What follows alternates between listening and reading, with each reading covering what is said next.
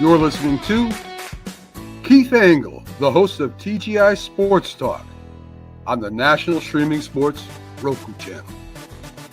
Football season is here, and SeatGeek is my go-to for buying tickets. Now with SeatGeek, every single ticket is backed with their buyer guarantee. We've all had plans change, and when you can't make it to the big game, SeatGeek has you covered. They're the only ticketer that allows you to return your tickets ahead of the event for credit with SeatGeek swaps. So when things come up, I know that my tickets won't go to waste. So what are you waiting for? Download the SeatGeek app to maximize your possibilities and shop live events with confidence.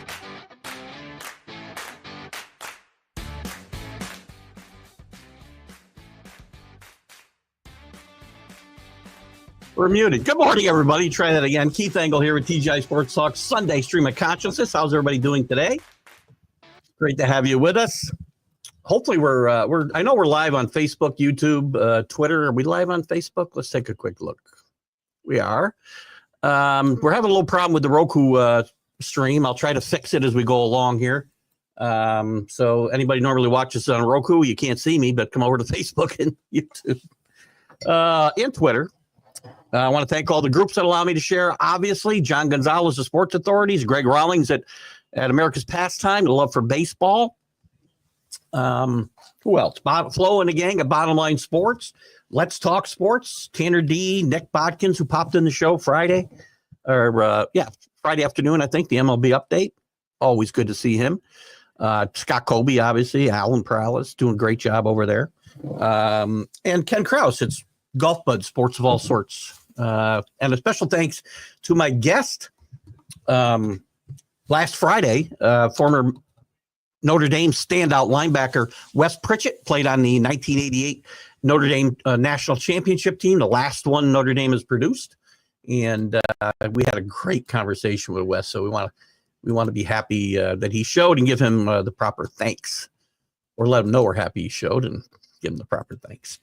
Next week we'll have the Sound Off show, and we'll have Jim Beringer on to update us everything in hockey, which we can talk a little bit about today. Ovechkin scored 888 last night. He's 7 away from Gretzky's record. The Rangers still struggling. Capitals and Jets doing well. CA Stars. Looks like we're live now on Roku, by the way. CA Stars playing well. What else we got to talk about? George Foreman, the great heavyweight champion. Such an interesting career. We're just talking about it quickly on, there goes a Roku feed again. Whatever. I don't know what's up with that. It's been happening pretty much every show. Maybe they'll come back on. George Foreman passed away Friday. An interesting, great heavyweight champion, obviously, 2 times, once when he was in his 20s, once at 45. But he also transformed his whole, I don't want to say his character, because I do think part of his mean streak in the beginning was kind of an act. He wanted to pattern himself under Sonny Liston, as we just talked about. Jack told a great story about that. And check out that show, as you'll hear more about that, I'm sure, this show and maybe during the week. But he was an interesting character, and he'll be missed in the sports world. And I guess he's been struggling the last few years with his health. Probably tied to all those years and maybe the later years of boxing. So rest in peace, George. And we can talk about George throughout the show if you'd like, or any other topics you're interested in. We got college basketball. St. John's is out. They shoot 30%. Patino benches his star the last 5 minutes. No, John Calipari gets over Patino. No shortage of storylines there. Big East is probably one of the biggest disappointments in this tournament so far. UConn, the only ones left standing, at least through today. They got number 1 Florida. We'll see how that goes. Arkansas, one of the big surprises. BYU, Colorado State with a chance to go to Sweet 16 today. My winner's still alive. We'll look at the brackets. Mine's pretty much blown up. I got the winner in Michigan State and Duke in the Final Four. That's it. I got a lot of X's on my bracket, man. So we can talk about that stuff. Major League Baseball opens up on Thursday. We can talk about some of the stories there. Yankees injuries continue as Clark Schmidt's put on the DL. Carlos Carrasco signed to join the rotation early anyway. Yankees could be in trouble. We'll have the MLB preview show on Friday at 3 p.m. Myself and Drew Ehrlich.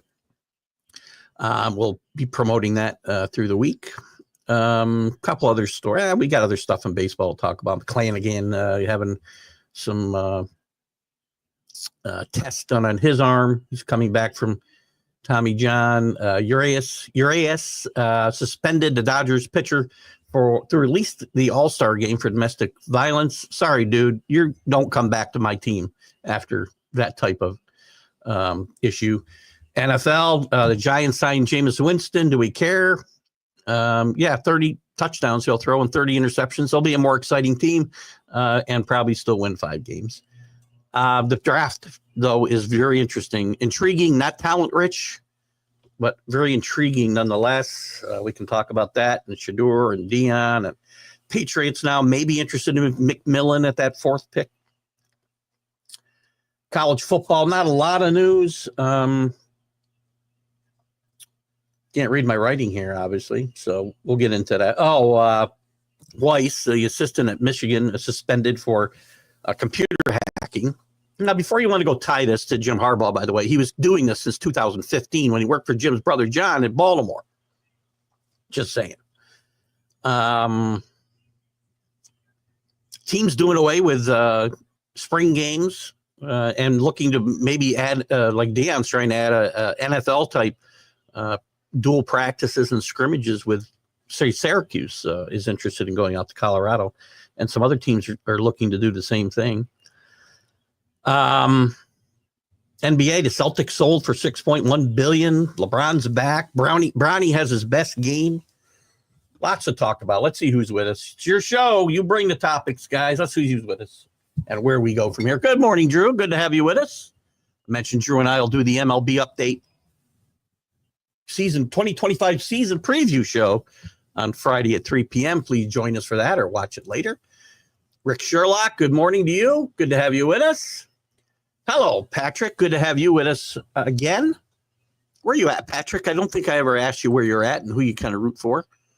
So many MLB injuries, absolutely. McClanahan, yeah, it is a bit disheartening. It doesn't look good. We'll see how that goes.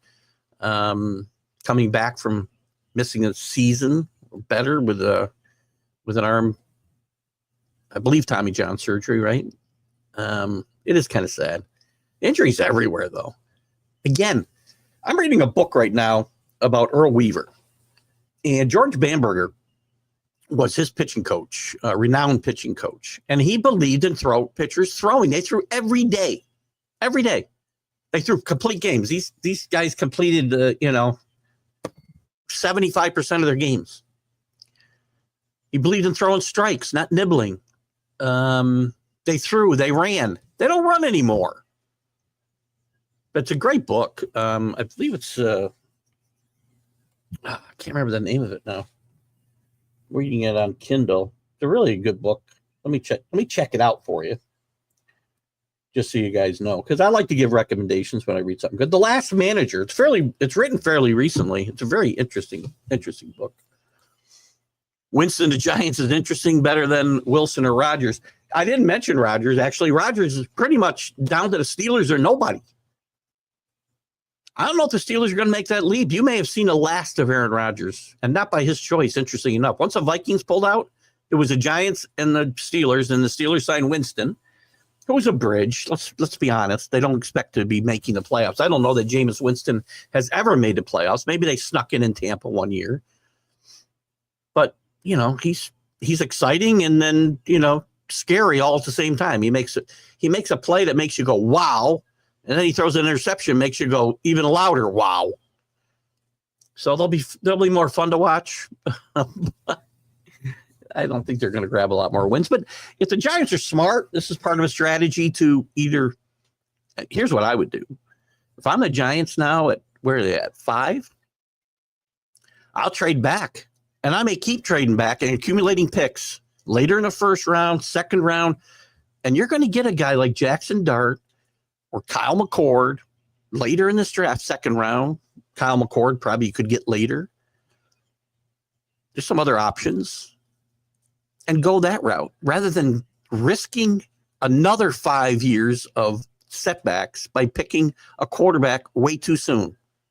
And I may be wrong about Cam Ward. I love Cam Ward. I'm a Hurricane fan. but I could be wrong. But Shadur Sanders is falling, it looks like, at least in some of the mock drafts. I mean, he's anywhere from 3 to 25. So it's going to be interesting. We'll talk more about that.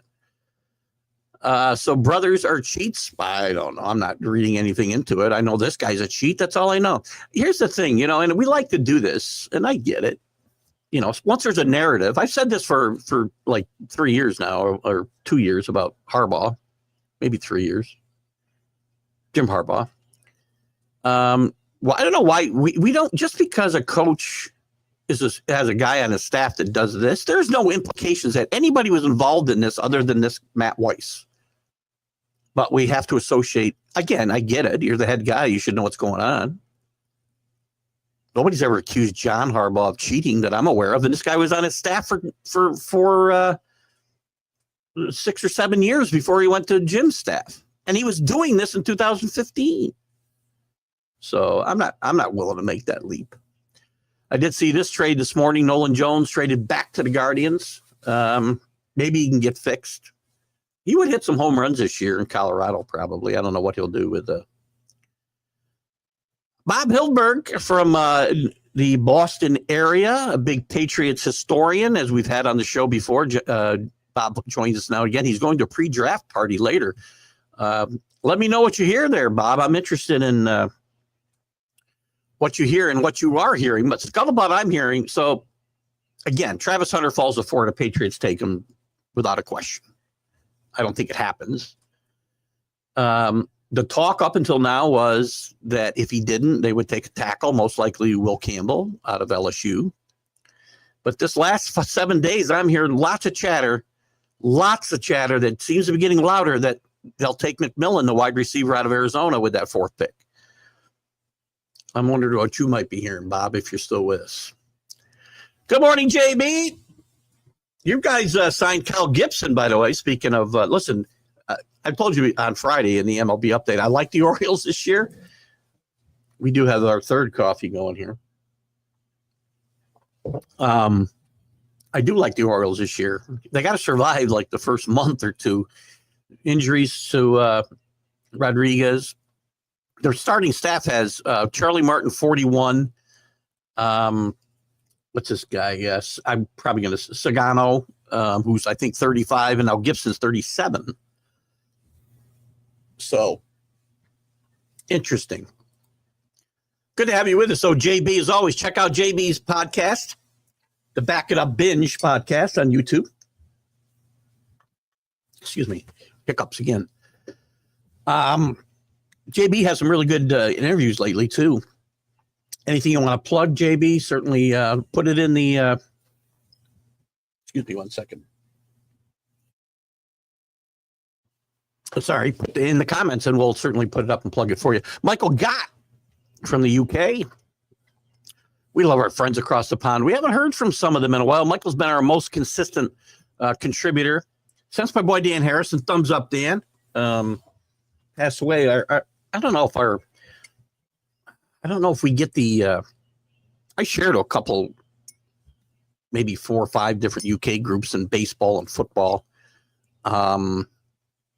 But I don't know if we get the exposure over there. We used to get a bunch of guys. And it's more during football season, I guess, to be fair, from across the pond. And Michael's been our most consistent contributor, and we welcome Michael as we do every week. Thanks for popping in.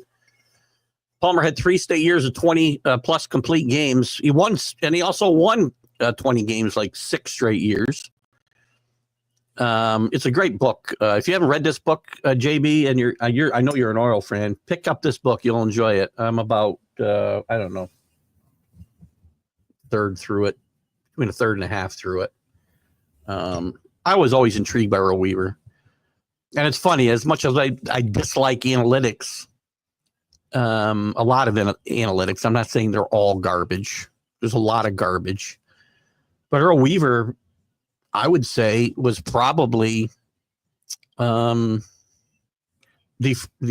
front runner as far as using analytics. And just his 2nd year with the Orioles, he had ordered that they get all this data on every player, what he did against every single pitcher in the league. Same with the pitchers against the hitters. And, they compiled this huge amount of data on every team in the league, every hitter in the league, every pitcher in the league, and their own team. And he was probably the precursor to today's, one of the precursors, the pioneers, if you will. John Gonzalez, welcome. Calipari is a great coach. This Arkansas team really stumbled.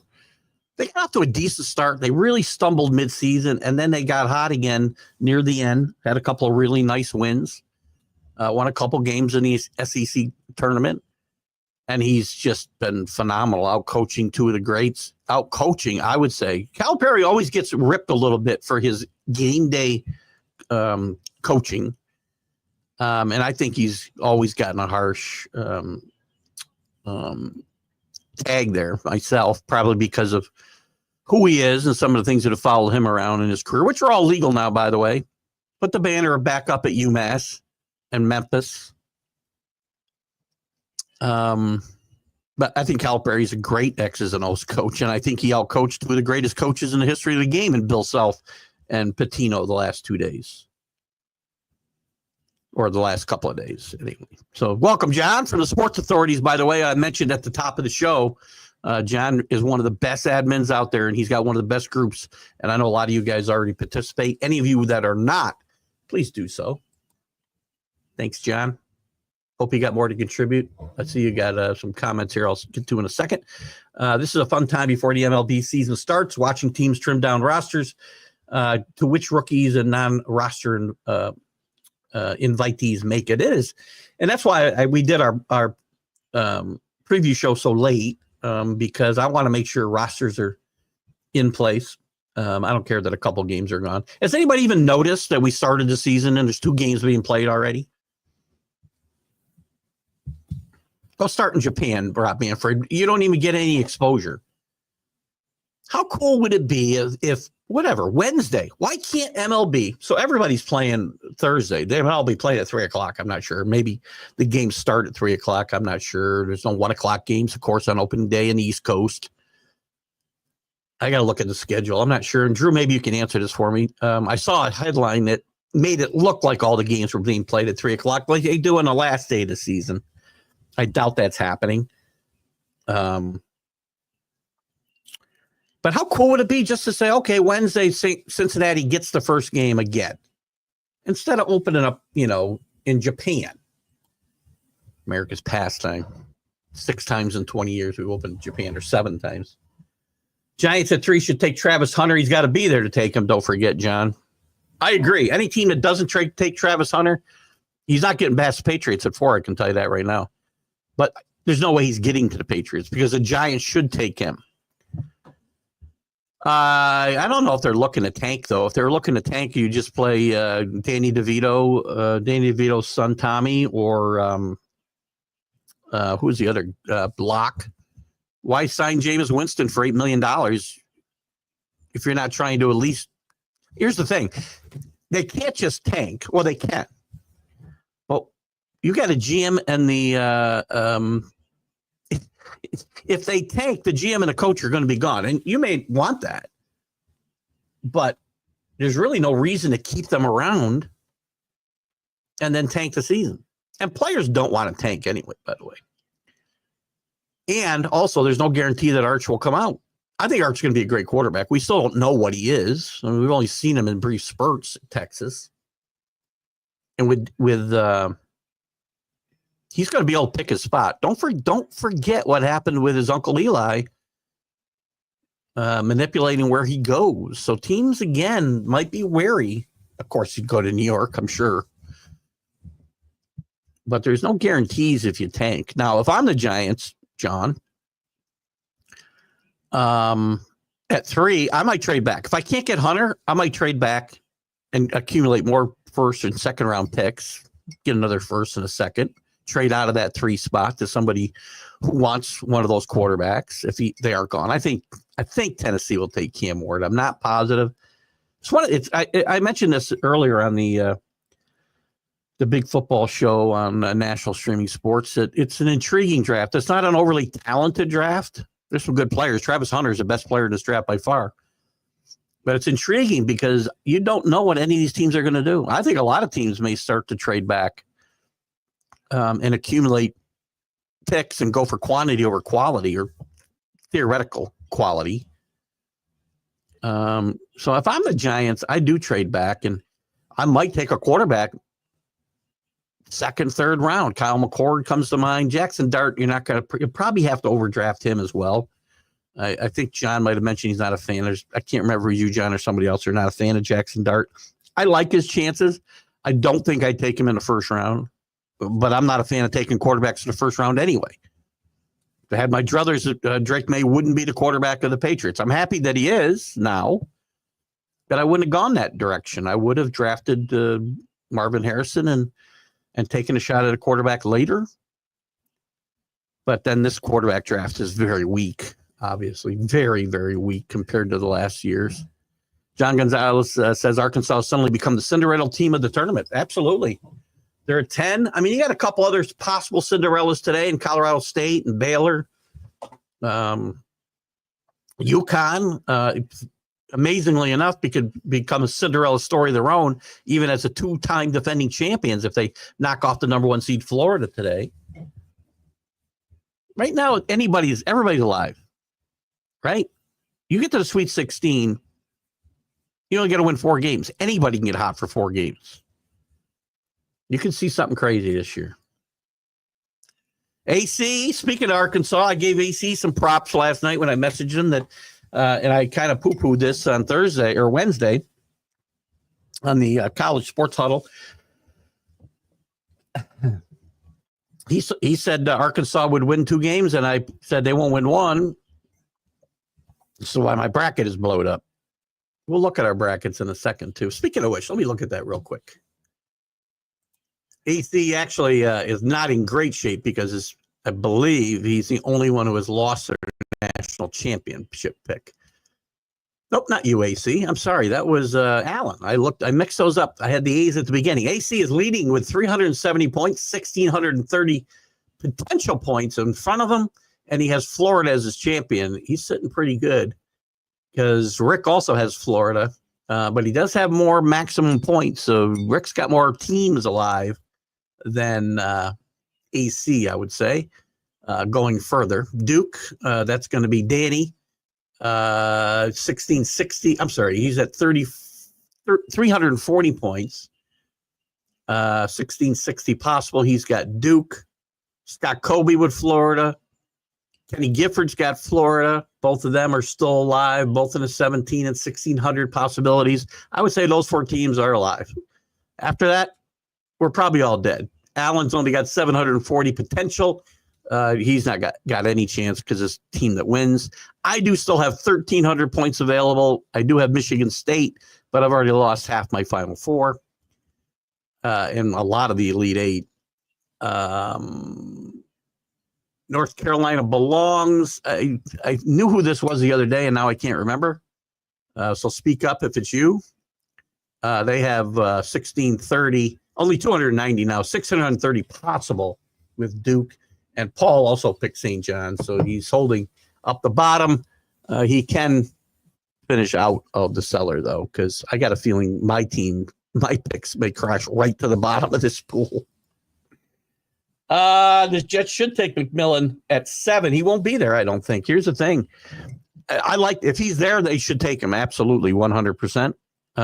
They should not be taking Jackson Dart at 7. If you want Jackson Dart, trade back. You can take him later in the first round. It's possible he still falls to the second, although he's one of the guys that's had a bullet on him for rising. But not at number 7. That'd be a huge mistake for the Jets in my mind. If McMillan falls to them, they should take him for sure. I like the Justin Fields signing with the Jets. That was part of my master plan for the Patriots last year, actually, was to take Justin Fields before he signed with the Pittsburgh, or was traded. I don't remember which that was. But I would have taken Harrison, rode Fields for a while, took a flyer on a quarterback in the later rounds, which none of them look like they're going to pan out, but Drake May's worked out. We just got to get him some weapons. McMillan's a great player. He's definitely the best wide receiver in this draft. As I talk about wide receivers, let me take a quick look here. Luther Burden out of Missouri will probably be in a first rounder, but that might be it. You might get a Ibuka in the first round. You could get 3, maybe 4 if Matthew Golden from Texas stays in the first round, but this is not a great wide receiver draft. It's not a great draft overall. Yes, we talked about this earlier. Defensive linemen, pretty good draft for them. But quarterbacks, wide receivers, linebackers, interior linemen, not so good. Birthdays today. Drew's taking this over from Chris F. Grave. It looks like permanently. IKF's birthday today. Happy birthday to him. Dylan Betances, former Yankee prospect. Had a lot of great hopes for him. Never really panned out. Mark Burley, Joel Peralta, Mike Lemlinger, Bo Diaz. He stiffened me in the mystery tournament, Stratomatic. George Scott, big boomer at first base and a very good defensive first baseman. Bruce Howard, Lee May, no E. The better Lee May then. Danny Combs, Sam Bowens, Jim Lemon, Johnny Logan, and is that Gabby Crowett, or is that a misprint? I'm not sure because I don't recognize the name that much. So happy birthday to them. And again, a quick condolence as our crowd has grown. I want to give out condolences to the family of George Foreman, great heavyweight champion who passed away this past Friday. Our thoughts and prayers are with George's family. Apparently, he's been struggling in the last couple of years, most likely, tied to the beatings he took. This guy was just taking punches right and left when he was in his 40s, but he came back and regained the heavyweight championship at 45 years old from Michael Moore. Interesting transformation in George Foreman's career from villain to hero over 20 years span. So he'll be missed. He's an icon in American sports, and we'd certainly love to chat about him if you want. MVS who's MVS? Because I'm having trouble with. We don't have Bo with us today. Bo Crouch, who could speak to this better. MVS is the chosen one to replace Lockett Metcalf for the Seahawks. Who's MVS? I'm having trouble with the initials, Drew. I know they signed Cup. Who the heck are we talking? Are we talking about Smith? Michael Gott's watching quietly in the background with my tin hat on. What your tin hat? What your tinfoil hat with Tell me what is your tinfoil hat telling you today, Michael? Michael's very funny. See, funny's funny. I love funny. I do get on people about conspiracy theories and tell them to get out of their tinfoil hats. So I think that's what Michael's referring to. I noticed because my player bets is already out. I think you got a good team drafted for you again, Rick. I think you might win this league again. Or did you win it last year? I don't even know what. I don't remember these things. If I don't win, how do I remember who wins? Drew's a keeper of the history. Najee Harris is a very interesting case of, after the year that Saquon had at Philadelphia, and then he got paid. He got paid twice. He got an extension after this. People thought, well, the NFL sees value in running backs again, and they're going to cycle back through and they're going to get paid. They're going to get drafted higher. Well, that's not going to happen. Harris is a great example. He's one of the top 10 running backs in the NFL, I would say. Maybe you guys want to doubt that. I'm not so sure I would. He's not a great player, but he's really good in this class of running backs. And he gets a 1-year contract for $5 million, $5.2 million. It tells you who or how the NFL values running backs still. There'll be the exception, like Saquon, but you're going to see, look at this.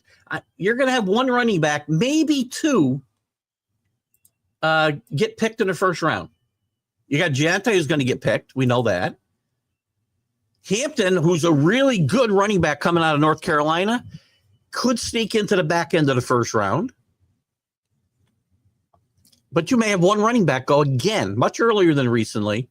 I mean, Giante could go anywhere from, 5 to 14. But then you got to drop to, again, I'm looking at PFF rankings, which I think are fairly accurate. It's not this, and this is not where they would be drafted necessarily. It's their rankings, and some of you can take to the bank as far as roughly where they'll get drafted. Cam Scatterbo would be next from Iowa State, Bulldog bowling ball running back at 50. So you got a couple guys projected in the second round, and then a bunch of guys in the third and fourth and fifth rounds. So nothing's really changed. Except on the, at the highest level.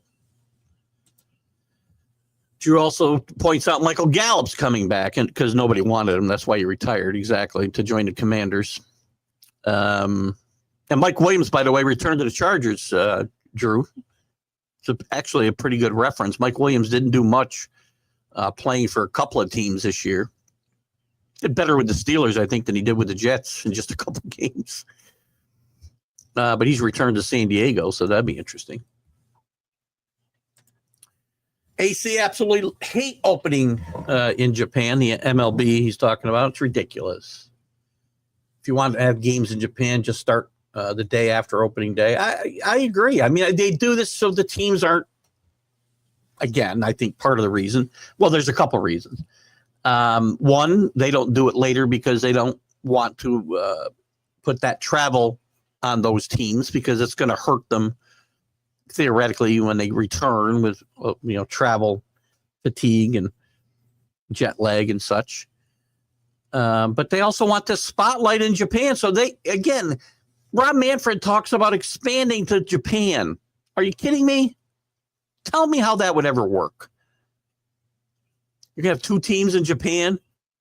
They're going to play each other all year because you can't put them on the regular rotation and have teams travel. And I don't know how long it takes in Japan. Somebody tell me. From New York, 12 hours? There's nobody based in Hawaii, which is the shortest route. Now, I'm not great at geography, so I don't know how they fly. Maybe they fly over the globe, over Greenland and that way. I don't know. I have no idea. But I know you fly east to get to Germany and London. I would think you just keep going. It's not feasible. I mean, the NFL wants to go to Europe, and that's not going to work because of the travel. How's MLB ever going to do it? This is why Rob Manfred is such a moron and bad for the game. Sorry, but my retirement countdown clock just caught my eye. I got distracted. Rob, I don't get this guy. Again, just opening up there's just 6 or 7 times in the last 20 years. Crazy. Open up here. Open up in Cincinnati like you did for decades.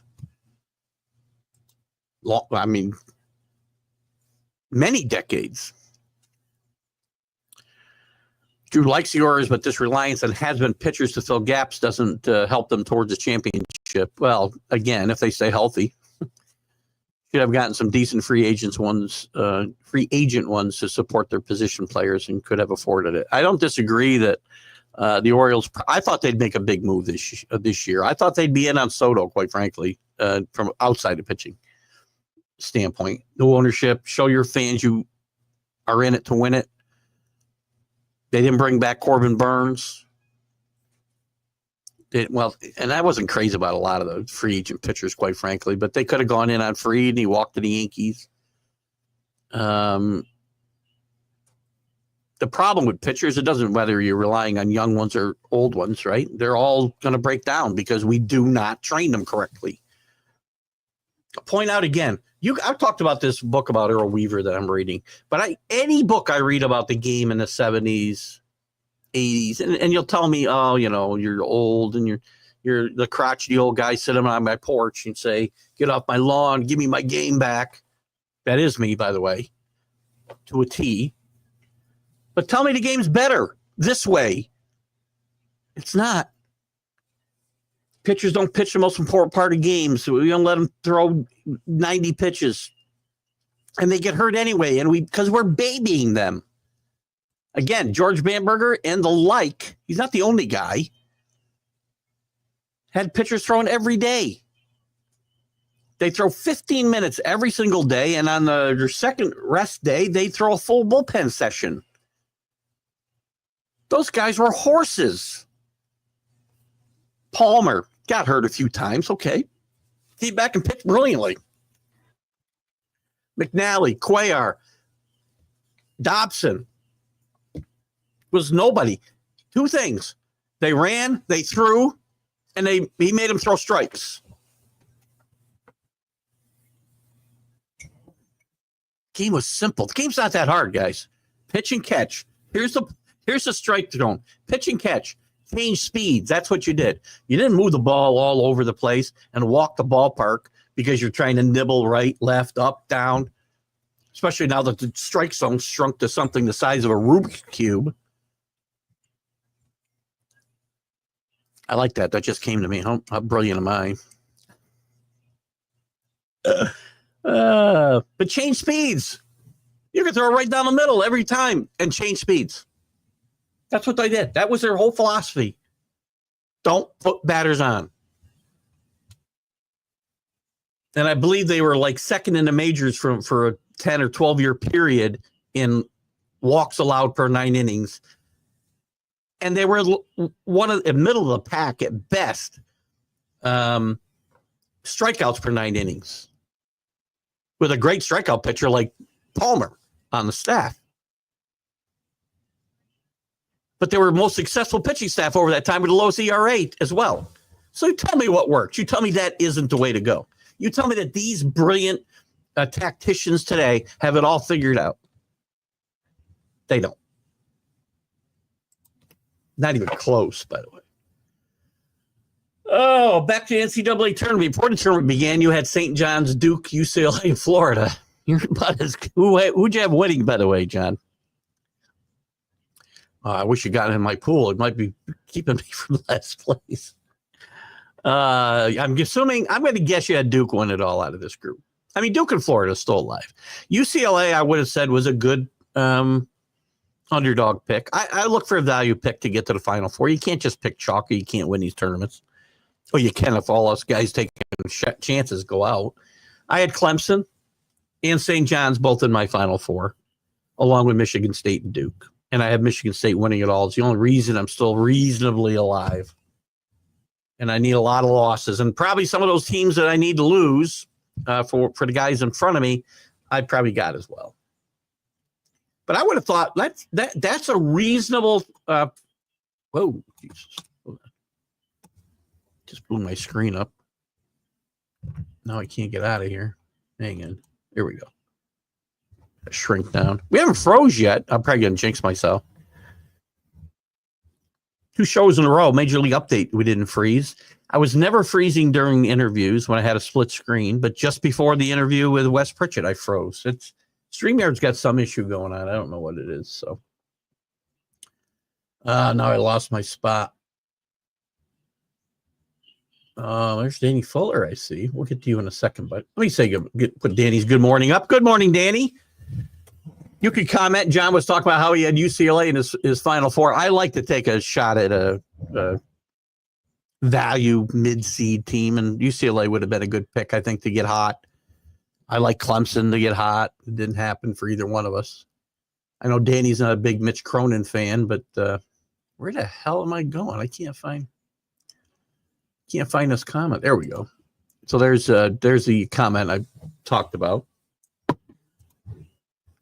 CA, how are you? CA, I did bring up the Dallas Stars and them making a bit of a run now at the Jets. Still, I don't know, 8 points behind, but making a bit of a run. Capitals and Jets having special seasons in the regular season. Ovechkin gets 888 last night. Teams locking up a few players. Kirk looks like me out there, by the way. Another guy. I did see Tanner Beebe's 5-year extension. I did not see Kirk's, but Kirk's a nice player. You know, the problem with catchers is they just drop off the cliff. Trevino's a great example. I mean, Kirk's a better player than Trevino overall, but Trevino was a really good defensive catcher when he got here to New York, and all of a sudden last year he can't throw out me at second base. Teams wanting quarterbacks. Well, I don't know. We don't know what next year's draft will bring. It's got to be a better. It's going to be a better, especially if Manning's at the top of his class, and we don't know that yet. I know John talked about the Giants tanking and doing what you said, not taking a quarterback. I think a lot of teams will wait if they're like. If I'm the Titans, I'm not sure about Cam Ward. I don't waste the number 1 pick on him. I either trade back and maybe I hope he's still there, or if I don't, maybe I dodged a bullet.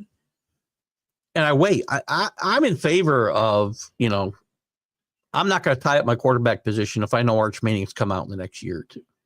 Now I find a way. I don't like tanking. I don't think teams can effectively tank anyway other than manipulating the roster, because coaches want to keep their jobs and players want to keep their jobs. So on game day, they're not trying to lose, but you can try to lose up till game day. Giants aren't showing me they're trying to lose, because let's look at the Giants could go 8-9, 7-10 with Jameis Winston. Sorry. But they're not winning. Danny, I won't be taking for the playoffs. It's going to be very funny to see Jameis Winston play in New York and then watch Daniel Jones in a parallel situation in Indianapolis with a great chance to win that job, and see if he can be an NFL quarterback outside the bright lights of New York and all that pressure that he wilted under. Got to stay healthy. So I would say some of these teams might wait, but that's a gamble too, because you don't know who's coming out, especially with NIL today. I mean, by the time Arch Manning's making this decision, he might be getting $6 million or $8 million to stay in Texas. You're not going to get, and rookie contracts are limited in the NFL. Better for quarterbacks. Tennessee's looking good. Rick Barnes is a really good coach, and they've struggled in the tournament, and probably AC, they'll meet the same fate as St. John's at one point, because they'll go out and they'll shoot 30%, because they're a team that has trouble putting the ball in the basket. And we'll look at some of today's games. Let me look at today's games real quick, because I like one of the teams I like a lot. And will carry me, because I don't know how many other guys might have taken them into the Elite Eight. I've got St. Mary's win another game. St. Mary's another team, plays great defense. Rick Barnes' Tennessee teams always play great defense. Patino's teams play great defense. I think it's remarkable that they were even in this game at the end, which they were, shooting 30%. Who's playing today? Hold on. Duke and Baylor, I don't see any upset possibility there. Duke will win. Cooper Flags at full speed. A very intriguing game is Oregon against Arizona. I'm going to take number 5 Oregon to beat Arizona here. It's a minor little upset. I like Dana Altman, and this Oregon team's been playing pretty good. Good first year in the Big Ten. St. Mary's in Alabama, great upset possibility. Alabama plays like zero defense. St. Mary's offense is the thing that holds them back. So they may be able to actually perform above standard, because they're playing a substandard Alabama team today. We already know that Purdue's in Illinois. Kentucky, another intriguing game. Big Ten against the SEC. Big East, big losers in this, by the way. UConn, the only one left. I give Illinois a chance here. Illinois is either really good or really bad. Injuries have played a part in that. Kentucky's been a little up and down near the end of the season. I'll take Illinois to maybe upset this team today. Where we got elsewhere today? We got Texas Tech and that's not today. Sorry. It's hard to pick these games out sometimes. We got Colorado State and Maryland. I like the upset possibility here as well. Colorado State playing really good basketball, red hot against an up and down Maryland team. Florida and UConn. I don't think UConn's, again, they're a bit of a Cinderella here as an 8 seed, even though they're the 2-time defending champion. I like them to go down to Florida today. Michigan State, my pick to win it all. I think New Mexico will give them all they can handle, but they will win this game. Ole Miss and Iowa State. I'm going to miss a game on the other side. This is an interesting game. I'll take Iowa State, the higher seed here. And I think that's it. I think I covered everybody. In case you're interested in my picks today, go the other way. I had a very up and down tournament. I had like 9 out of 16 on Thursday, 15 out of 16 on Friday, and then yesterday went in the shitter altogether. Excuse my French. Anyway, Tennessee does look good. I'm frozen. All right. I should have kept my mouth shut. I'll be right back, guys. Do not go away.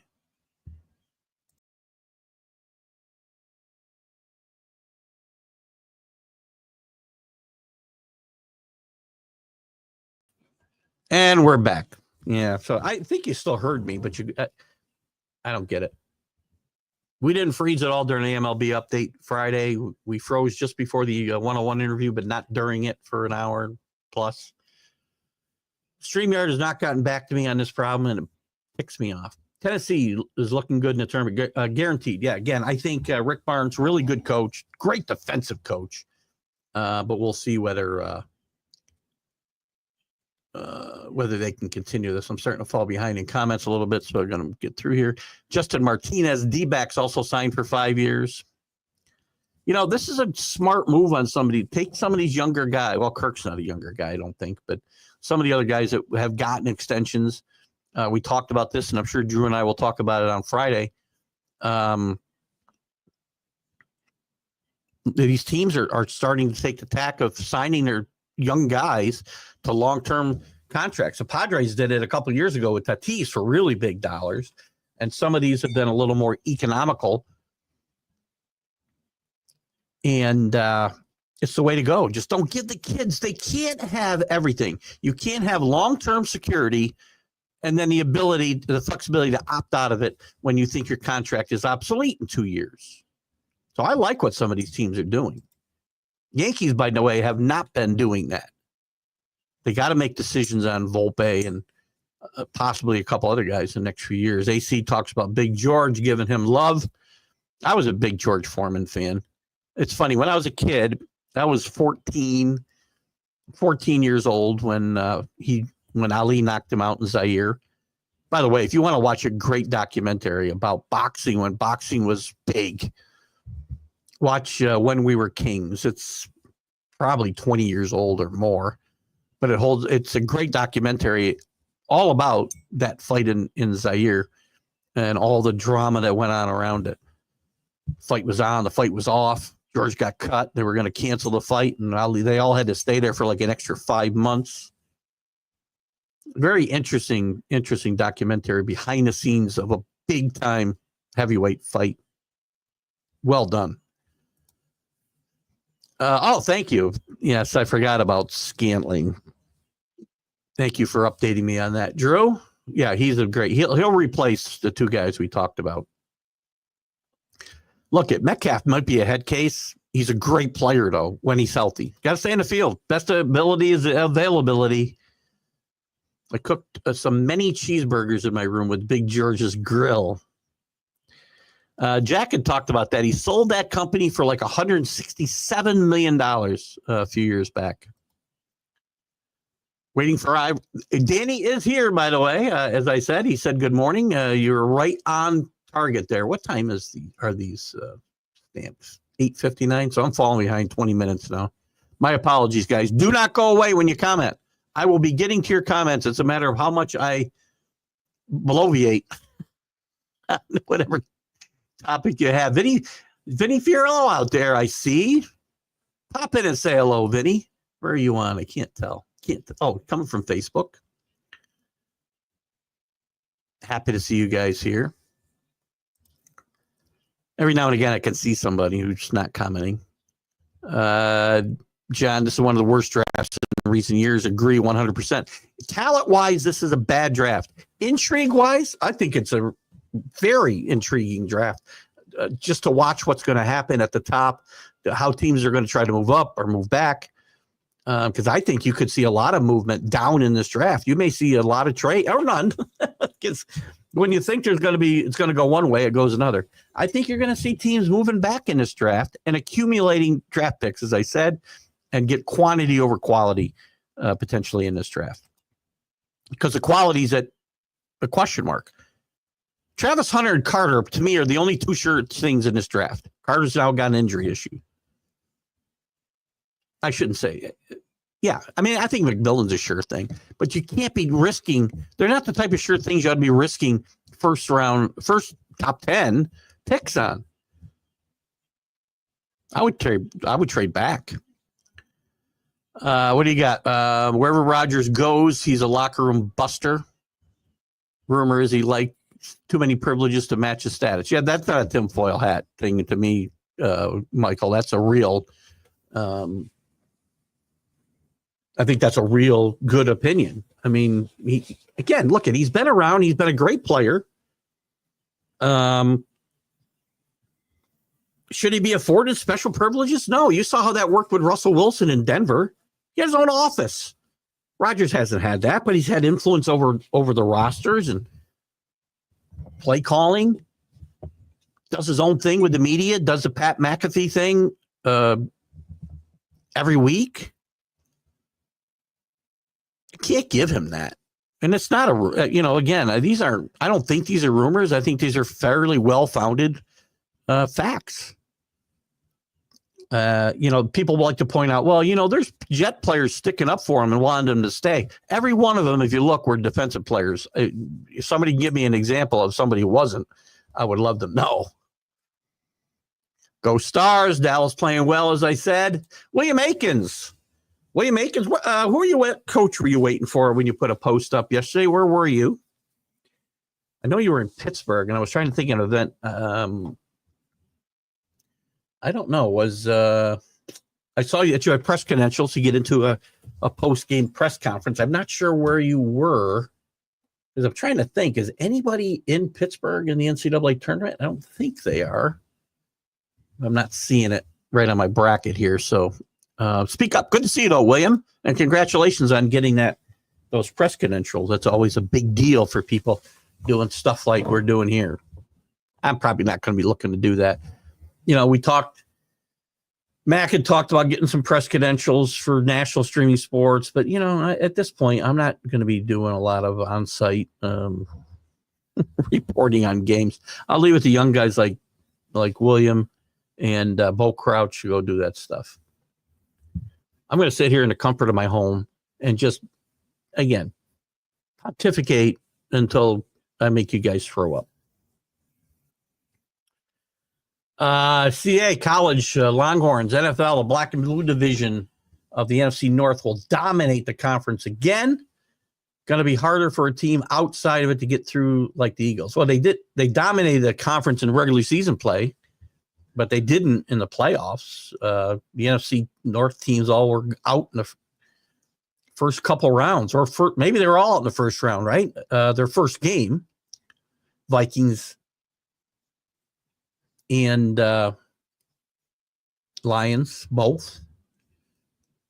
So they played well. But again, remember, regular season is good to get you to playoffs, but you got to win in the playoffs to be considered great. I do like the Longhorns this year. We'll talk more about that as we go through this off season. We'll do the college sports huddle through, like we did last year, through June, and then maybe take a hiatus for a month or so and then come back as things start to ramp up. But I agree, the Eagles are going to be tough to get by. They've lost some talent on that Eagles team. More importantly, though, they haven't lost their coaches like they did 2 years ago, and I think led to a lot of what went on last year. Jared Jones already injured for the Pirates. Yet another hard thrower goes down. Not about throwing 100 miles an hour.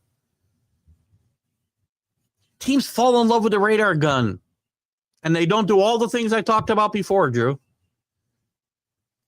I don't know when they're going to smarten up. They keep watching these guys go down week after week after week or day after day, but they make no changes to the way they approach the game or the conditioning or the maturation of these players. Scary.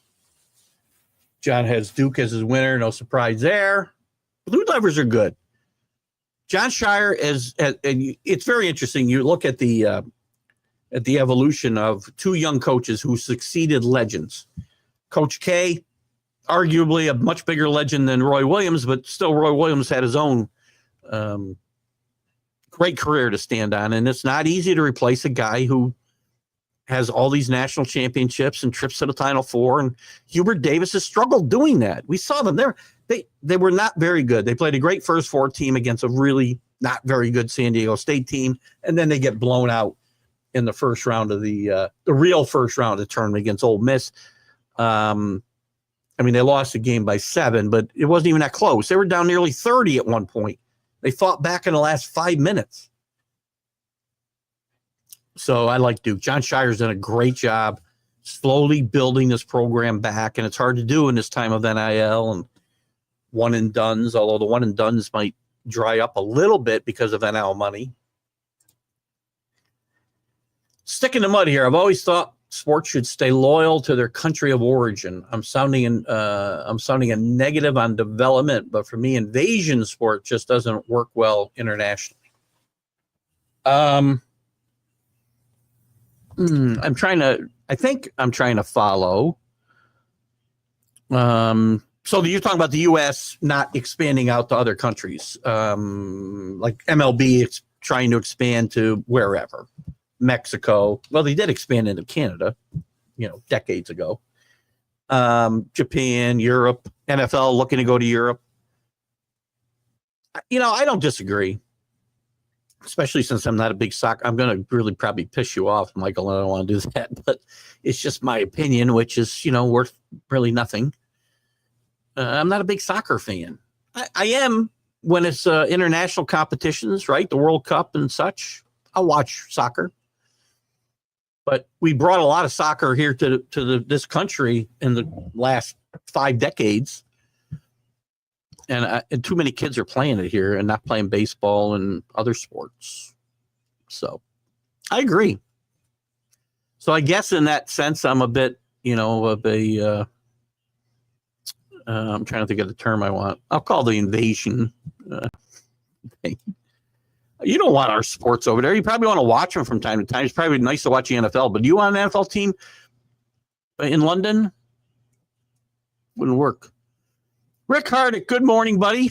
Told Saf you said hello and that we miss you in the draft league. Well, I miss you guys too, and I'm glad you guys are still together and having fun. Glad you said hello to Saf.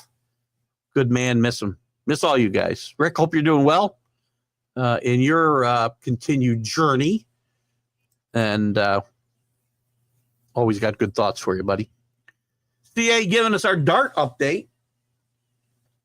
PDC European Tour is in Göttingen, Germany this week. It's on FanDuel TV Extra.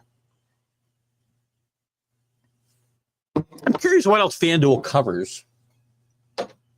I got to check it out. I got to be able to get that app on my TV. I'm sure I just keep forgetting to look. We'll check that out, CA. But thank you for those continued updates. Interesting. Mitch Cronin to Villanova. I've heard Kevin Willard, who's at Maryland, also mentioned prominently in that discussion. As you know, they fired Neptune, their current coach, took over for, oh my God, isn't that terrible? Here comes Keith's 65-year-old brain again. I only see him all day long on TV right now.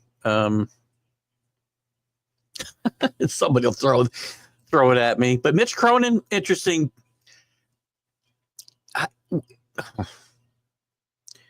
And maybe it speaks to the state of UCLA and West Coast basketball. I don't know. UCLA's pedigree, and we leave it for Villanova. Not that Villanova doesn't have a good pedigree in the last 3 decades. But it's not UCLA historically. So maybe Mitch Cronin's getting out ahead of the posse. I don't know here. Danny might have an opinion on that. I know he's not a big Mitch Cronin fan. Question then would be, if Mitch Cronin does make the move to Villanova, which I think would be a good move for Villanova, by the way. I like Mitch Cronin. Not sure about how far he's going to get your team in the long haul. But this team would become much more competitive in the Big East. Maybe not be a national championship contender that they might like to see. But I think it'd be a good move for Villanova. And who would become the UCLA coach then? Who would they target? I know they've targeted Mark Few for years, in different years, at UCLA, or from Gonzaga.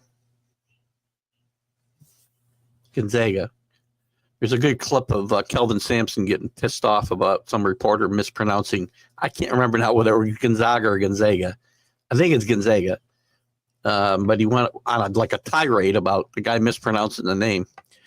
There's Waldo's with us, Bill Pulver. First time in 3 weeks. I'm not driving on the highway at 80 miles an hour.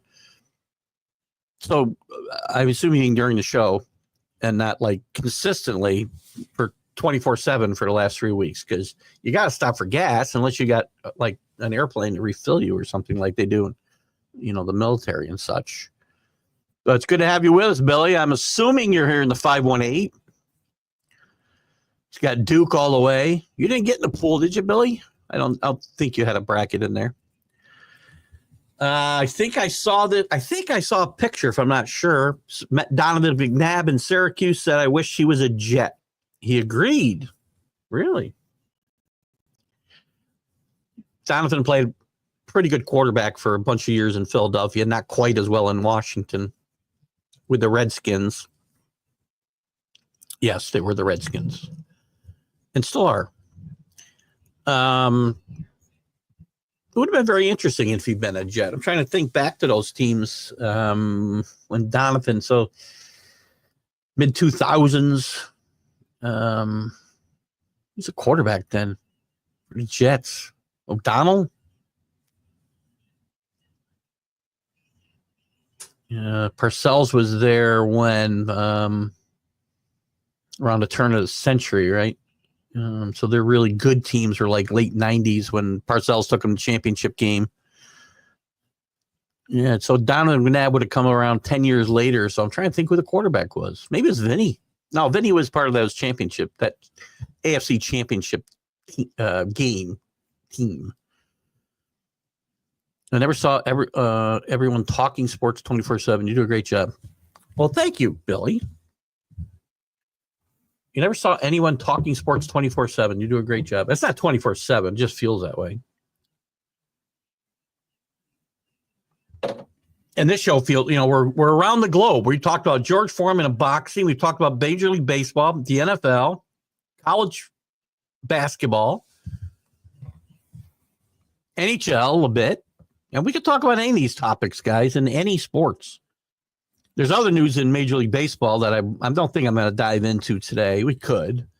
It's a bit more political in nature, but I think I'll stay away from that unless somebody else were to bring it up. So Drew's following up. Boy, I asked that question a long time ago. How far behind am I now? 9:15. Still 20 minutes behind. So I get your comments, guys. Stay with us. Audience is building good. Major League Baseball's first games on the 27th at 3 and 4 with 3 night games. I thought I'd read it where they were playing all the games at 3 o'clock. Wouldn't make sense. I mean, for years, I'm surprised it's not an earlier game, quite frankly, because ESPN would have 3 or 4 games on that day. Masters dinner. Chris Ifgrave is with us. Good morning from up in the frozen tundra of Ottawa. I don't think you've gone far enough north to get out of Ottawa. I don't think, have you, Chris? Masters dinner menu release. I did see this the other day. This is Scotty Scheffler, right? Hamburger sliders are one of the appetizers in the Texas-style chili for the first course. A look back on the menus over the years, and they've always had good dose of Americana in them. Remember, it's interesting you bring this up because it sparks a memory for me of Fuzzy Zeller getting himself in a lot of trouble after Tiger's first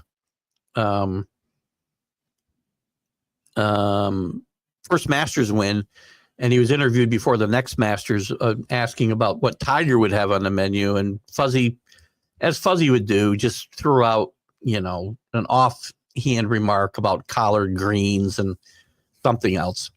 And it really hurt his career. He lost sponsors. He lost everything. Again, should one statement ruin a guy's career? I don't know. Do I think Fuzzy Zeller was a racist? I don't. But I don't know Fuzzy Zeller, so I can't really say. But I don't think your whole career, your whole life ought to be stamped by one moment in time.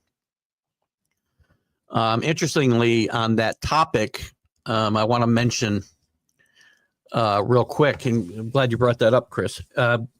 One moment in time, locally here, we had a very sad event happen during the girls' high school championship game, not Section 2, New York State High School Championship games in the finals. Very small school that I played against in high school, Northville, played in the old Tri-Valley League. Their girls basketball team was playing for the championship here at Hudson Valley Community College. They lost. I can't remember the team they played, but they lost by like 6 points. And their all-time leading scorer fouled out of the game. She was crying on the sidelines after the game. And Jim Zulo, who has been a top-notch coach in this area in Section 2 for 40 years, coached out in Little Falls. He coached in Endahoa for years. He retired there, went to brought up in Perth for a bunch of years and was very successful there. And then the last couple of years, he's got to be late 70s at least. Has been coaching the Northville girls. But he grabbed this girl's hair, yanked her back, and his great niece is on the team as well, and kind of got between them as he was barking at the girl. And then he's barking at his great niece. This is all caught on video. It was live on, the local broadcast. It was a local station. I think Time Warner News or Spectrum, one of them, was broadcasting it live, the game. So this was all caught. And now and he was fired hours later, probably rightfully so, not knowing all the parameters of what went on, but it didn't look good. And they want to bring criminal charges against him, which I think is a little bit much. I mean, you pulled the girl's hair, and I get it. And if you're a parent, I can see where you'd be outraged here, and a lot of those comments were on that level. And I'm not in any way condoning what Jim Zulo did. I'm all for coaches being tough love coaches, but I don't think you need to put your hands on players necessarily, especially pull it. And it's different with boys and girls. Well, this has been a big deal because we can remember, Rick, you can talk about this, Coach Roberti grabbing kids by the helmet or the face mask, and maybe not Coach Roberti. I think we talked about this and you said you never saw him do that. Lou Holtz, I had Wes Pritchard on. I can remember Lou Holtz, all 5 foot nothing of them, grabbing players by the face mask and pulling them around. So is it different with men and women, boys and girls? You can get in somebody's face, and you shouldn't be physical with kids for sure. I'm not condoning his actions. I just don't know about the outcry for criminal assault charges being filed. Parents were commenting that if it was their daughter, they would have been the ones arrested. I don't know that I have a strong opinion. I just want to bring it up, but similar to the Fuzzy Zeller thing and other situations that we've seen in our lifetime, one moment in time now is going to wipe out all the good this man did. And by all accounts, Jim Zulo was a very good motivator of kids and helped them not just in sports, but in life. I guarantee you there'll be people that played for him coming to his defense here today if they haven't already. And again, I'm not condoning his actions here, but it's interesting, and I'd love to get some of you local guys have probably heard this story, and I'd love to get your opinions for sure. I know, right? I got a great video I was going to play today of Rick Pitino firing up his team, by the way. A lot of F-bombs in it. It's a great, when I talk about coaches having the effect on players, good coaches having the effect on players outside of the sport that they're coaching them in the game of life, this is a great example. And if you haven't seen the video, you should see it. Maybe I'll post it to the site. As unqualified and unknowledgeable follower of NCAA basketball, I have no team allegiance. Give me a super quick idiot's guide of who I should follow. Well, Duke is always a good team to follow. If you want to root for dark horses, you got St. Mary's, you got New Mexico, you got Colorado State. I'm a big Michigan State. I'm a big Tom Izzo fan. So you can follow them. There's a lot of good stories. Elvin Sampson trying to get a national championship at Houston. UConn trying to three-peat. There's a good one for you, Michael. Bo Bichette hitting 388 this spring. Yeah, I think the key is the healthy part, right? I really don't care what he hits. And I don't think you bring it to a point either, Drew, because I think we're mostly on the same page when it comes to spring training. I think it's a bit long.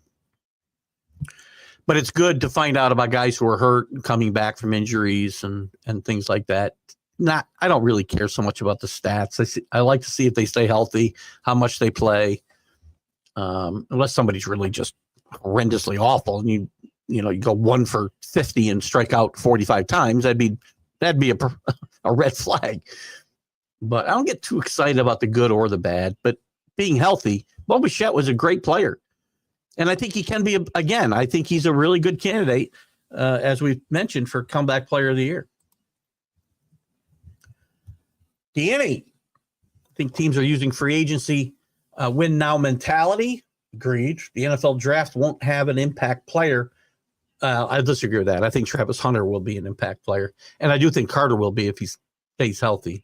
But other than that, I don't think there'll be there's not a can't miss player in this draft. I think Travis Hunter's a can't miss player. The question is going to be, where do you play him? And I think it's a no-brainer to play him at cornerback, quite frankly. And then how much you'll play on offense. And I think it'll depend on where he goes. And he's not going to play, 140 snaps a game like he did at college. When I was 10 years old when Foreman demolished Frazier. Yeah, I would have been 13 because I think that was 73, right? And I was shocked and Smoking Joe was my favorite. And we talked about that on the National Streaming Sports Show this morning. And Jack Hurst talked about, he's a boxing historian. Jack Hurst knows more about boxing than I know about any sport. And he talked about the great call that Howard Cosell had there about Frazier going down. And that's when Foreman won the title. And I believe, if I'm not mistaken, I didn't realize this. I thought he had it longer. He only defended it 4 times, I believe. I meant to ask Jack that this morning. But I think he defended his title 4 times. It was, that's when boxing was big. Boxing was big. Boxing would have live ABC. When Ali got the title back, he defended the title live on TV against the likes of Ron Lyle and the other can't think of the other guy's name that I'm thinking of. Well, Ken Norton. There wasn't all closed circuit or pay-per-view. There was still some boxing live, prime time. And then the Leon Spinks, when he lost the title, was live on ABC. Chris will be happy to know that it looks as if Vinny Capra will be making the Brewers roster. So Drew has been following these guys. So you bring them up, Chris, and it gets Drew following them. So Vinny Capra will make the Brewers, it looks like, as a bench player. We'll talk about that more later. Question. Hold on. I'm trying to check my time here. I pick it up anytime? Not really. A little bit.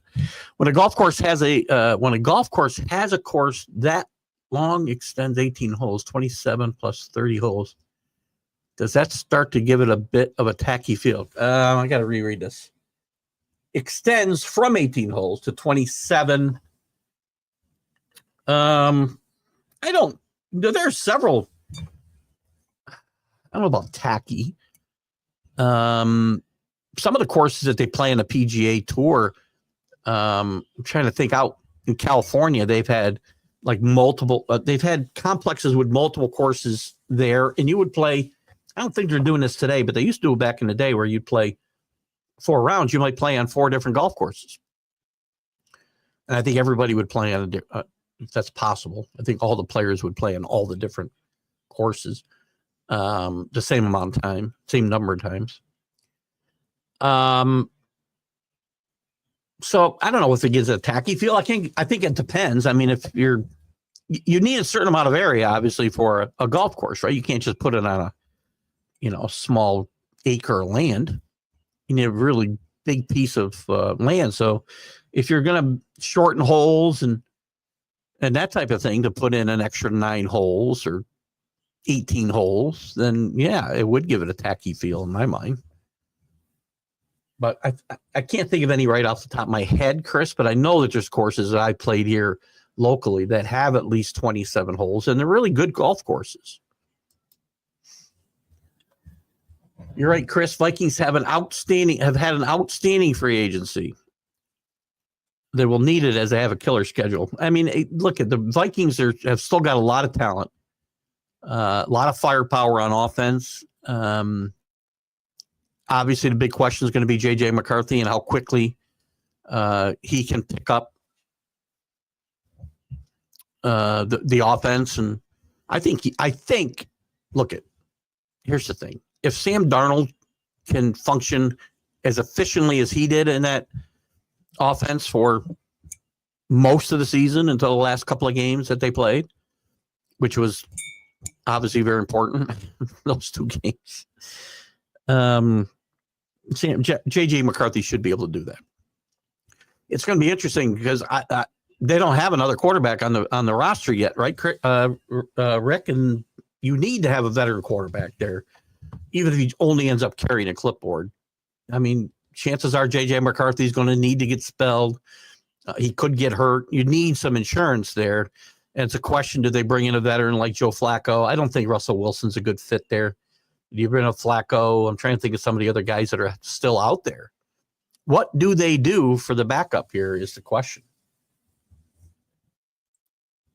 New Marlins start here. First baseman Matt Mervis, previously once a highly ranked prospect with the Cubs, 21 Ks and 41 at bats. So there you go. That's the kind of thing that gives me a pause, right? When I see that kind of number. Yeah. And Noel with the Guardians has 19 Ks. And it's the lack of walks. Here's the thing. In today's game, the strikeouts seem to be, we just look the other way. But that is assuming you're also going to have a high base percentage because you walk a lot. That's all they care about. 3 true outcomes, right? Home runs, walks, and strikeouts. So again, this is where the spring would give me a red flag on a couple of guys. So that's a good point. I'm not sure that you made that point after I said what I said, but Cubs gave up 2 home games in Chicago. Silly, right, Danny?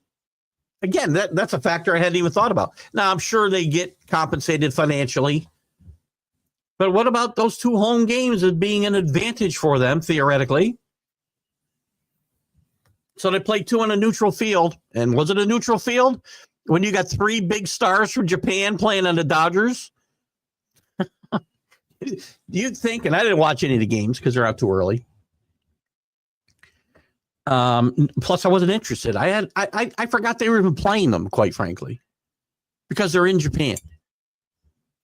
And Danny, you're a Dodger fan. Should wear my Dodger blue for you today. I mean, do you think that the Dodgers didn't have a quasi home field advantage in this series because of the 3, and maybe there's more I'm not thinking of, 3 big stars on their team that are from Japan? Maybe I'm overthinking it. Michael agrees with Keith. We'll stop there. NFL won't work here due to competition with our traditional sports. Agreed. Soccer, rugby, cricket. Same way I don't think soccer will take over precedence over U.S. traditional sports. I agree. On the youth side, it kind of has a bit. Michael. And again, I don't really want to have this huge prejudice against soccer. I mean, and maybe it's pivoting the other way. I don't know. And I think it's probably more of my own ugly American bias that I want to see, as you said earlier, Michael, are my traditional sports being played by the youth and not soccer. I mean, we joke with my with the kids all the time that I don't want my granddaughter kicking a ball. I don't scold her, but I joke all the time. No kicking the ball. We got all kinds of balls we play with, and I don't let her kick it ever. It's probably, again, it probably says more about me and my ridiculous attitude towards things. Biases. Poker.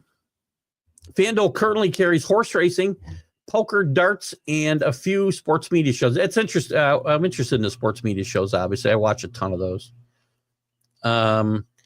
Most of it's geared towards gambling, other than the darts, I guess. But I'm sure you can bet on those games on FanDuel, if not everywhere.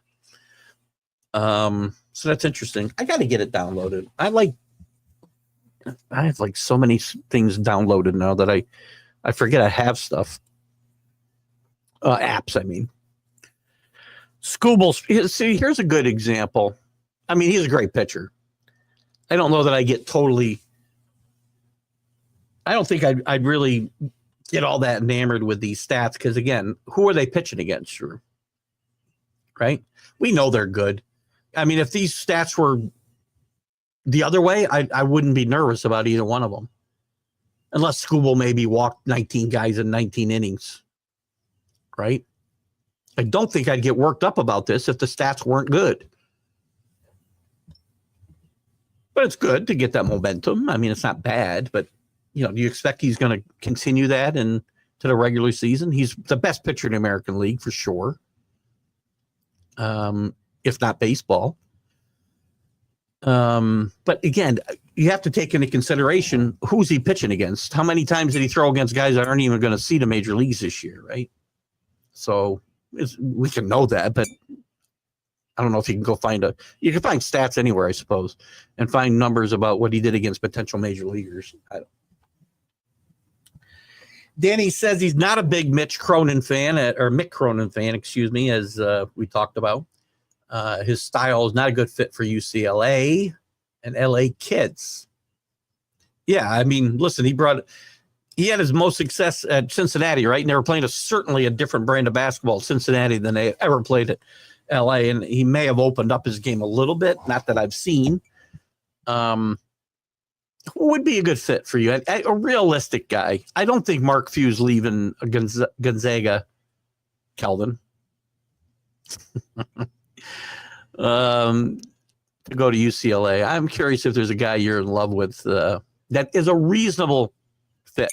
A lot of these guys in the Mountain West end up going, well, they did end up going to the Pac-10. There is no Pac-12. There is no more Pac-12. So I'm interested. I'm going to guess it's a West Coast coach. And I think a lot of these guys in the Mountain West coach the kind of basketball that you're looking for. How about our Richard Pitino? Is he a guy you'd want to see? Richard Pitino is going to get mentioned for big-time college jobs again. He flamed out at Minnesota. If you want to look at that as a big-time college job, it is in a power conference. He's going to get looked at for jobs again. Be interesting to see if Villanova is interested in him. Would UCLA and Danny Fuller be interested in Richard Pitino? Matt Lidoff, thank you for saying hi this morning. Good to see you. Carrying your Chargers banner. We were talking about the Chargers earlier, Matt, and what I think is and I think Drew might have said it. I'm not sure the context or the tone. of his comment about, oh my God, what are we talking about? The running back, the extra running back from Pittsburgh. Wow. I might better go get myself tested here for some cognitive issues, for crying out loud. It'll come to me. Anyway, the Steelers running back that you signed for 1 year for $5 million. I think it's a great signing and shows what the NFL really thinks about running backs. And it's still not good as far as paying them. I mean, $5 million is not a bad payday. Don't get me wrong. And I'm trying to remember his damn name. Alabama credit. That's terrible. We just talked about him 20 minutes ago. Washed up McNabb was a Viking. I forgot about that. Again, he didn't play well at the Redskins, and was surprised the Vikings took a shot at him. He was a really good player for a long time in Philadelphia. Let's give him credit. I mean, he gets a lot of grief for, some bad endings to NFC championship games, but he went to a bunch of NFC championship games. He went to a Super Bowl and nearly beat the Patriots. And he gets some grief for, run out of gas in that game, thrown up on the field. The Chicago Bears have so far had the best offseason. I don't disagree. I mean, look at Caleb Williams. I know there's a lot of derisiveness about Caleb Williams. His numbers compare pretty good with Jaden Daniels overall. The big number that was really hindering him, and sometimes his decision making was a little poor, but again, he had poor coaching in my mind. And he was running for his life a lot of times. He was sacked a tremendous amount of times. I don't know what it was, the final number was, but way too many times for an NFL quarterback to be sacked. And that doesn't take into account the number of times you're under duress and don't get sacked because you find a way to get rid of the ball or you run. And that was the case more often than not in Chicago. Sorry. I got a cat here just going crazy. Oh,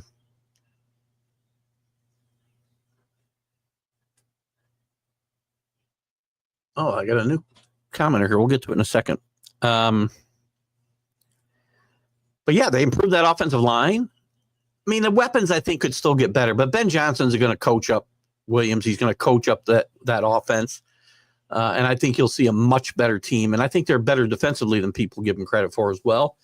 And I think this team, that's why the North is going to be very tough to call this year. The Bears will be better.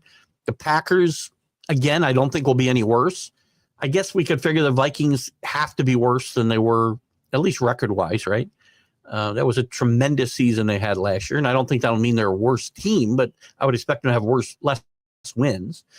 And I think the Lions' window of opportunity might be closing quicker than we thought. So it'll be interesting to see what happens in the North this year. Dime Drawer 5, maybe you're being with us, so welcome. Craven Moorhead will be the steal of the NFL 2025 draft. To who? Dinah? Dime? Dinah. Dime? I want to check them out. Hold on one second. Am I typing anything? Come on. Let's see if I got it. I don't know. I think I spelled it wrong. Yeah, you don't put a 0 in there. And where do you think he's going to go to, by the way? Time. And who is the team that you root for? And is that a team you want? No snooker, but that'll eventually happen. There you go. That's Jim. I'm sorry. Michael Gott. That's a big English sport, isn't it? Snooker. Matt says, hoping Dominguez does okay for the Yankees. Dominguez is a huge piece of the Yankees' potential or success or not succeeding this year. He's got to play better defense in left field than he did last year. It was atrocious and a big warning sign. Got to stay healthy, number 2, or maybe number 1. And then he's got to hit. I mean, he has not spent an extended amount of time in the major leagues. Had a good run the end of the season 2 years ago. I don't know where I'm going to fall. I got 5 days to figure this out before we do our preview show. And listen, I'm a Yankee fan, but a 32-year streak could be broken this year. But that's the Yankees finishing 500. I'm really worried about the pitchers, Matt, a lot, probably more than Dominguez. I mean, there's a question mark with him still. There's a question mark at third base or second base, wherever Jazz doesn't play. Volpe's got to cut down on strikeouts, get on base more. Yeah, fried chicken and collard greens. I remember that no dime. And again, I don't know if he should be really, again, should his whole life be colored by one off the cuff remark? And it did cost him financially. And, you know, he was raked over the coals for it. CA says, you know, who knows? Will Buzkashu, huh? I'm not sure who we're talking about. CA, you got to give me more. I'm lost with this reference. Hey, Linda. How's Mac doing? We hope he's doing well. Our thoughts and prayers are with him and with you. Hopefully he's on the mend. We hope to see him soon. I know Sonia's holding down the fort, doing a great job there. So, and we're happy to help fill the void a bit. But, you know, Mac is obviously the center point of national streaming sports, as are you, Linda, by the way. Sad to say Danny Fuller's favorite college basketball team, Chattanooga State, wasn't invited to the tournament. I have no idea, John, how the what are they, the moccasins? They used to be the moccasins. That might have been, maybe that was Chattanooga. I feel like they were the moccasins, but that might be an offensive thing to muskrats or whatever the hell a moccasin is. Jim Zerlo, 81 years old, 50 years of coaching. I said 40. Again, I'm not in any way condoning what Jim Zerlo did. And it's really sad that this is going to really besmirch everything he's done before it. And again, he should not have done it. Again, there's a very fine line here. And I don't know if it should be different for boys and girls or not. You can tough love coaches and I can or players, and I can show you again that video of Patino just berating his players in the locker room, but then bringing it around to a life lesson at the same time, which is very important. And why sports is so important in our society, not just because we like sports. I mean, I'm a huge sports fan, not just because I love sports, but because I know, especially in high school and still in college, the right coaches can make a big difference in a kid's life, not just his career, his life. And Jim Zerlo did a lot of good things, and it's going to all be erased because there's one instance. And I'm sad for him, and I'm sad for the players, the families involved. I don't know that he should be brought up on criminal charges, though. I'm not sure. I really don't know. No matter what led to the hair pulling, coach shouldn't be on the bus home. I don't think he was. I don't know if the father was there. I know some of the people who commented on the social media post from the news agency that posted it. And this did become big news. I don't know if it became national news or not, but he was fired. I don't know if he was on the bus or not. Danny. But it's an ugly incident. And again, I'm sad for everybody in this situation. I'm sad for the players because they had a great season. Now that this season that they had a great season for the Northville girls is going to be remembered for this. This poor girl's career. She's the all-time leading scorer at the school and a great player. And her career will be colored by this. And I don't know what led to it. I have no idea. People are jumping to conclusions that, you know, if it's going on here and he did it here so casually, that what else was going on in practice when cameras weren't on. I don't know. It's all assumption, right? I just don't know. There you go. I thought we had this. I thought we had this conversation.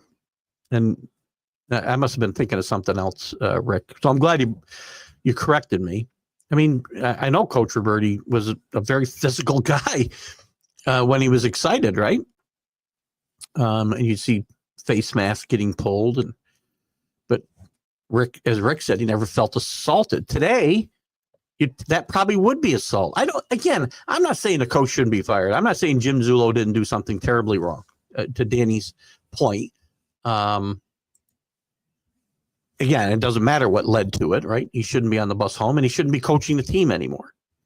And maybe he shouldn't have been at 81 years old. I don't know all the circumstances, but I don't know if it reaches, to Rick's point about assault versus, physical contact.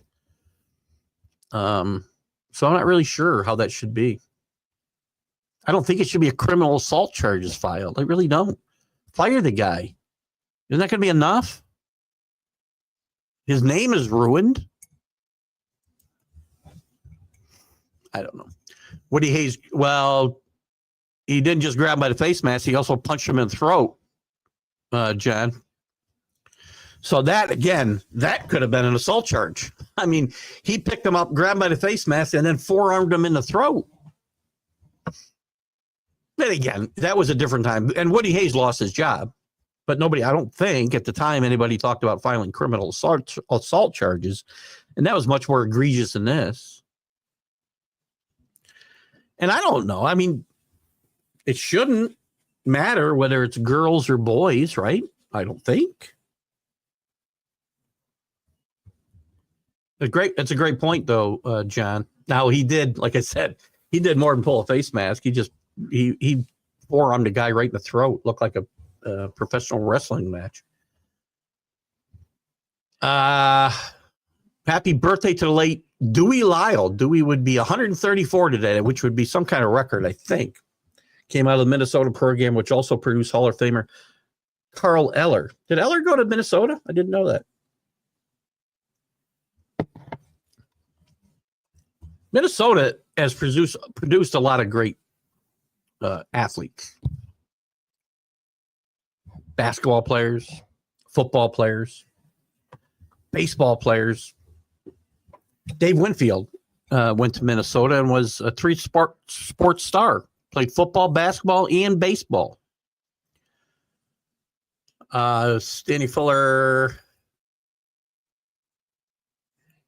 So you're condemning? I think that's what he's saying. See, I'm not saying Coach Zullo is right in what he did in any way, shape, or form. And I'm okay that he lost his job. I'm not okay if it goes any further than that, though. I'm really not. And it's a good question. I think Danny talked about the fact that, I think he at least alluded to the fact that if it was his daughter, the coach, it would have been him, unfortunately. That's a sad part, too. You go and protect your child, you'll be the end up the one in jail, which shouldn't happen either, by the way. I mean, physical confrontations are not good, even retaliation. I get it. Protecting your kids is a little bit of a different situation. But I don't think we should be looking to prosecute this guy, which everybody on social media wants done. But social media can get out of control with these things. This guy isn't enough done. He's 81 years old. He's now been, embarrassed in front of at least the world he's from here in upstate New York. He had a great reputation that is now ruined. Isn't that enough? Maybe I'm being too I don't know, cavalier. I don't know what the word is. I'm not, again, I want to make it clear. I am not condoning anything that he did. CA says coaching girls should have never started. Men's coaching girls should have never started. That's a good point. Although Gino Oriema might disagree. He'd be a lot poorer for it. Of course, no women should coach boys. Kind of like prisons, female offenders shouldn't become pregnant if men wouldn't become pregnant if men were never allowed to guard them. That's a good point. Has its points. Speaking of local talent, Ian Anderson has walked. There's a red flag. There's something that, again, he's a guy coming back from injury, so he's a guy I would want to pay attention to in spring training. Ian Anderson, interestingly enough, from Shenendehowa, played at Shenendehowa, where Jim Zullo, their paths were not across. Jim Zullo didn't coach baseball, and he wasn't at Shen when Ian Anderson was. He was probably, he might have been at Broadalm Perth about that time. I'm not sure.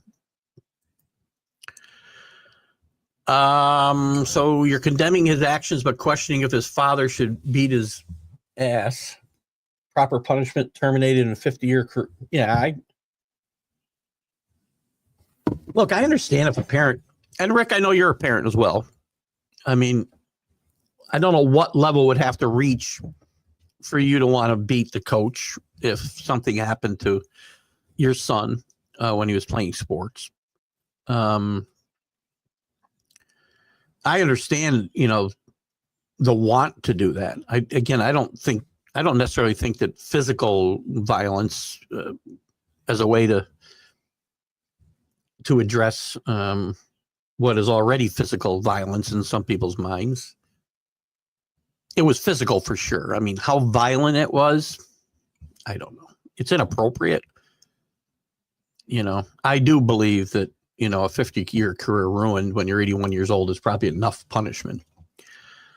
But again, they're seeking criminal charges against them. So the highest level of gender sports coach debate that should have ended centuries ago is that a male really doesn't know the female mentality, nor does a female know males. Listen, I won't disagree with that, just having been married to women. But because I don't understand, and I get it. I'm not saying that's a good thing or a bad thing. Again, there are a lot of things I don't understand. And certainly there's things that they've not understood about me because I'm a quirky, you know what. But I don't know. I mean, there's a lot of men coaching women at all levels, in all sports, basically. Not as much on the female side, but it's becoming more prevalent in most sports. Certainly basketball. Good morning, Dave Guyette. How are you? Zullo admitted to a huge generational gap. What do you think? 81. Coaching 16, 17, 18-year-olds. And that coaching girls was way different than coaching boys. Coaching is about adapting and not just using the same techniques and philosophies no matter who you coach. Well, that's probably fair, Drew.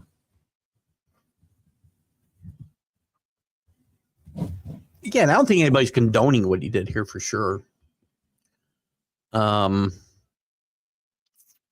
And he probably should. Again, he probably, to CA's point, I think Jim Zullo, after decades of coaching boys, never should be coaching girls for sure. I mean, it is a much different approach I think you would probably have to take. And I'm sure Jim Zullo has been similar to Dick Roberti, Rick, to use an example we can relate to, has been a very demanding, confrontational coach through his career and very successful. And I guarantee you that there'll be kids at Shen and Broadalm Perth that will swear by Jim Zullo, and that won't do him any good at this point. And again, his career is in the crapper. Not just his career. He's 81 years old. It's not a career going forward, but his legacy is tarnished forever. I feel bad. Again, I'll say one more time. I feel bad for everybody in this situation. He shouldn't have done what he did. It overshadows the great season these kids had. It overshadows the great career this girl had. I mean, I just wonder, and again, I'm not saying I'm right or wrong. I just wonder when we get so wrapped up, and then the school had announced that they're going to get, make sure that they get the proper help for, dealing with this situation to the family and to the girls, and I'm like, he pulled her hair. He didn't punch her in the face. And I'm not saying I'm not oversimplifying this. And again, if there's my granddaughter out there, maybe I'd feel different. Danny. So I'm not about to tell any parent they're wrong in how they feel, whether they would go after them or wouldn't. I'm not going to say they're right or wrong. I don't think I can properly make that assessment today, not having biological children of my own. It might be different when I'm watching my granddaughter play sports. Rick Sherlock about self-control. The coach, well after the game during a celebration, walked up and pulled a good tug on her hair. Now, again, I did hear, and I don't know how true this is, so a lot of this is just, hearsay. I did hear that he had told the girls to go congratulate the winners. And she had swore at him when he did, and that's when he pulled her hair and got in her face. Again, doesn't matter. The act is still the same. The girl, again, you know how I feel about putting hands on a woman in general. You don't do it. I can't be hypocritical and say it's okay here, right? I want Ursius suspended for the rest of his NMLB career, just like I wanted Herman from the Yankees. Get rid of him. So, again, listen, and I've been in situations in my life, quite frankly, where if I was prone to be that way, it could have happened because of things that were done to me. This is a long, long time ago, by the way, just to be clear. But I would never do that. You need to walk away. That's what you need to do, always. So again, here's the coach showed no self-control. What sparked it probably doesn't matter, but I'm just telling you what I heard. Whether it's true or not, I don't know. Dodgers are the new Yankees, grabbing big names. Yeah, as we talked about this a little bit, Matt. I joke with Danny about them being the new evil empire. I'm also reading a book about that Mike Vaccaro wrote about the Yankee Red Sox rivalry through the decades. And Larry Lucchino was credited with calling the Yankees the evil empire for the first time. There's some debate about whether that's true. Then there's also the reference that he stole it from Star Wars, but Star Wars, the empire was never referred to as evil empire. Now, Ronald Reagan did call Russia the evil empire. Big Christmas has to be the best current nickname in baseball. Who's that? Big Christmas. I don't know that one. Fill me in. Where's Rodgers going? Maybe nowhere. Because if he doesn't sign with the Steelers, he's got no other options. He's out of football. He wants to play for a winner. Who's going to pay him and bring that circus into town? Nobody. Welcome to the Mad New Yorker, Carlos Chavez. I got to move along here a little bit. Danny says, funny story, pointed to Drew. And again, Danny does have girls playing basketball, or has, and has coached. So he's got an interesting perspective here. Funny story that I coach boys in 77 to 86. Then 3 years of girls varsity. The girls told me I was being too nice and treating them like girls. Times have definitely changed. That's interesting. That's an interesting comment too, towards my comment about, is it different with boys and girls? And obviously, to Drew's point, and now Danny having been there, obviously had adjusted. I'm guessing, Danny, you're pointing out that you weren't that nice to the boys, right? So I guess you need to adjust. I have Pluto TV. Oh, is FanDuel on there? I use Pluto a lot. I use Tubi. I use Roku. Probably for most of you, it's It's on one app or more apps already downloaded. That's interesting. I did not. We probably had this conversation. And I forgot, quite frankly, CA. Because I turned Pluto on a lot because I like stuff from the 70s. A nut job. Plus new stuff, but. Thank you, Najee Harris. My God. Thank you, Matt. I think it's a great pickup for the Chargers myself. Chris remembers when a former Olympic downhiller turned coach with addiction issues that turned into a sobriety coach. Never met an athlete that liked their coach. That's because a coach pushes you to get to do what you do best. I agree, or do your best. I agree. Although I did like my coach, like Roger Gifford is the guy who molded me, and I think I liked Roger then, although I appreciated him more afterwards for sure, which I think most people will, to Chris's point. I think you can like your coach, but there's a lot of people who didn't like their coach that while they're playing that may have later on. All right, I got to start getting through these comments. We got about 9 minutes left. 8 minutes left. Dodgers probably more despised than the Yankees for the foreseeable future. Yeah. They're going to be tough to beat, though, man. They got a whole starting pitching staff on the DL. Rick Pitino. He gets up and down the court. My dream guy is Mark Few. I think I was interested. It's funny, as I was having that comment, Danny, Richard Pitino just popped into my head. I'm thinking that would be a good coach, I think, for what Danny's looking for at UCLA and what UCLA might be looking for. I think Mark Few is a pipe dream, as you kind of mentioned. Richard Pitino, I think UCLA, if Mick Cronin, sorry, another guy, I say his name wrong. Vikings had the best free agency period so far. I guess it's all, we don't know. On paper, the Bears did well. The Vikings did well. I think the Patriots did okay. Giants, maybe. Hello, Ralph. How are you, buddy? He's in Ocean City, Maryland today. Ralph's our Pittsburgh guy, along with William Akins.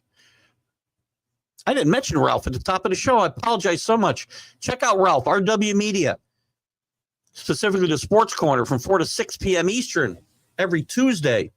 Apologize, Ralph. Somehow I missed your plug at the top. My bad. Find me.